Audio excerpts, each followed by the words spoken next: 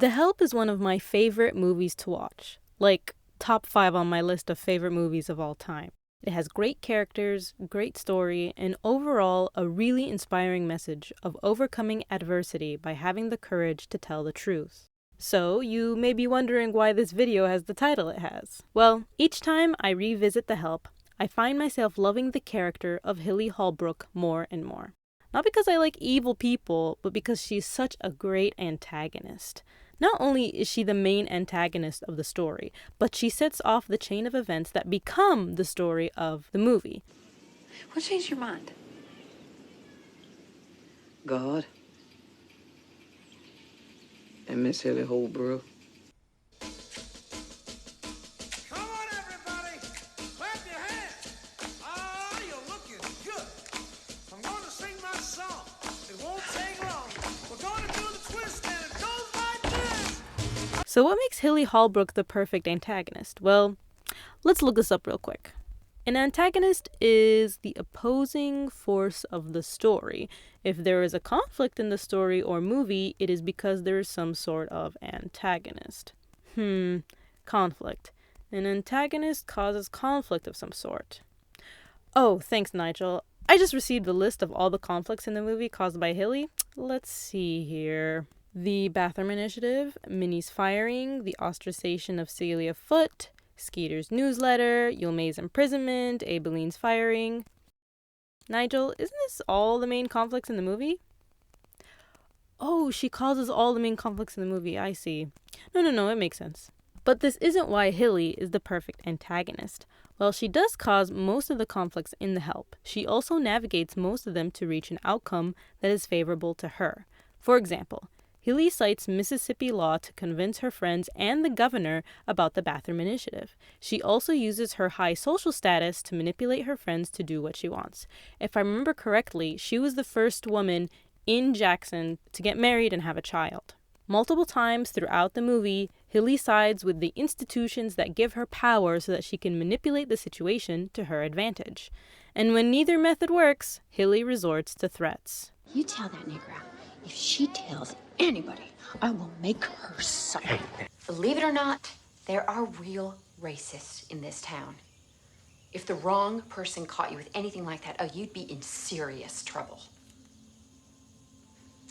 Well, I'll be on the lookout. Put my initiative in the newsletter. However, at this point in the movie, Skeeter has learned of all the bad things Hilly and most of her white friends do to their maids. Hilly's threat backfires, and for the third time in her life, things don't go her way. The first being Johnny. While this aspect of Hilly isn't explored the most, it seems to be the reason for her behavior. She couldn't make Johnny stick with her, so now she has to control every other aspect of her life. The second instance of things not going her way is when she ate Minnie's pie. Eat my shit. When Minnie tricks Hilly into eating her shit is when the power dynamic changes. Hilly's entire identity is wrapped up in her image. If anyone tries to destroy the image of the perfect Christian housewife, Hilly uses force to crush them. The problem is, the person that she got fired, the person she convinced everyone else in Jackson not to hire, now has the knowledge to destroy her image.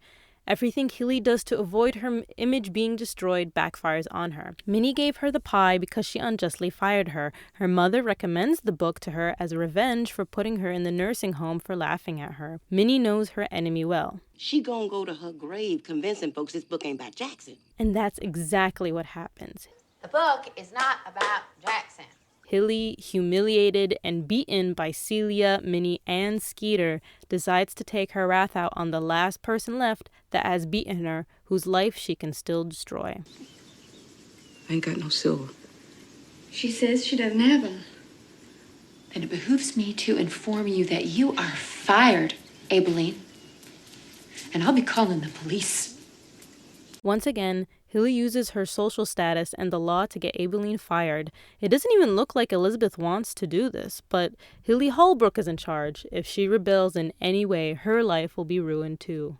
Elizabeth takes her son to the next room, and the protagonist and antagonist of the movie finally meet face to face.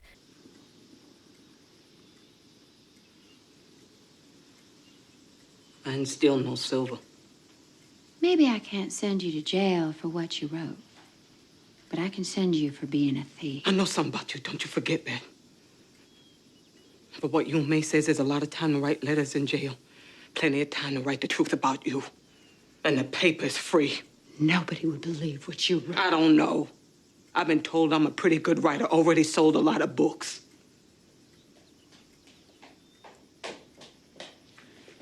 Call the police, Elizabeth. All you do is scam, lie to try to get what you want. Aibileen, stop. You're a godless woman. Ain't you tired, Miss Hilly? Ain't you tired? No one has ever confronted Hilly with the truth. Not in this movie, and not in her life. Her reaction makes me think she believed her own lies.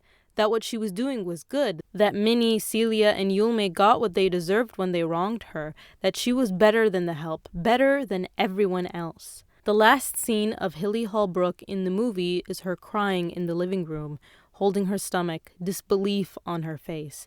The illusion of herself in complete control, destroyed, beaten by the efforts of everyone in the movie who advocated for the truth. I think it's here I want to give credit to the actress who played Hilly Holbrook. When her lip trembles in the confrontation scene, the gagging when she finds out what she ate, the crazy yell she does when she confronts Skeeter. That was not me! But she also nails the I'm in power look for when things are going her way, or when she's being condescending with the help or manipulating her friends. The range of this character was expressed brilliantly by Bryce Dallas Howard. Overall, what makes a truly great antagonist is one that creates compelling conflict in the story. Hilly uses the power of the law and her social status to scare everyone into getting what she wants. Ironically enough, it's the events she sets in motion that ultimately ruin her. Just